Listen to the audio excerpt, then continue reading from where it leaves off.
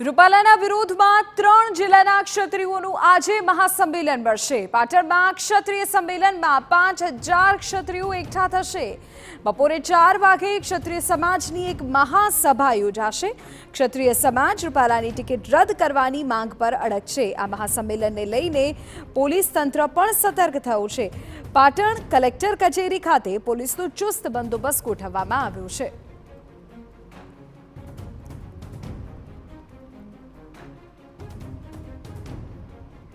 हमारा संवाददाता सुनील पटेल વધુ જાણકારી આપી રહ્યા છે। સુनील, જાણકારી મળી રહી છે કે પાટણમાં ક્ષત્રિય સંમેલન મળવા જઈ રહ્યું છે। લગભગ કેટલા ક્ષત્રિયો એકઠા થશે અને આ સભાને લઈને શું વિગતો અત્યારે?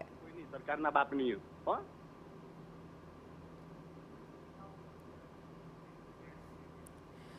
સુनील, આ ક્ષત્રિય સંમેલનને લઈને શું જાણકારી?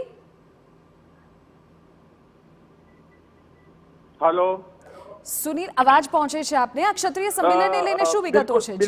बिल्कुल कही शकाय तो जे रीते રાજકોટના ભાજપના ઉમેદવાર પુરુષોત્તમ રૂપાલાને જે રીતે ટિપ્પણીને લઈને ક્યાંક ના ક્યાંક વિરોધ જે છે સમગ્ર રાજ્ય અને રાષ્ટ્ર સુધી પડઘા પહોંચ્યા છે, ત્યારે આજે કહી શકાય તો પાટણ ખાતે ક્ષત્રિય સમાજનું મહાસંમેલન યોજાવા જઈ રહ્યો છે। બપોર બાદ એટલે કે 4 થી 5 વાગ્યાના સમય આસપાસ આ મહાસંમેલન યોજાશે, જેમાં ધાંગધ્રામાં જે રીતે સમગ્ર આયોજન કરવામાં આવ્યું હતું ક્ષત્રિય સમાજ દ્વારા, તેવું જ આયોજન આજે પાટણ ખાતે છે। લગભગ 4 થી 5000ની જનમેદની અને ક્ષત્રિય સમાજના લોકો પણ આજના સંમેલનમાં હાજર રહેશે। પરંતુ જે રીતે માહિતી સૂત્રો દ્વારા મળી રહી છે કે બિલકુલ શાંતિપૂર્ણ જે આ માહોલમાં આ ક્ષત્રિય સંમેલન યોજાશે।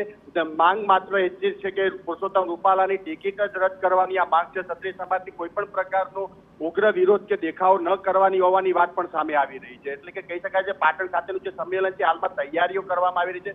બપોર બાદનો સમય હોવાથી ક્યાંક ના ક્યાંક જે કહેવાય છે કે તડકાનો જે સમય હોય છે, ભારે પવન અને તડકો હોય છે, એટલે તેને લઈને ખાસ તૈયારીઓ પણ કરવામાં આવી છે।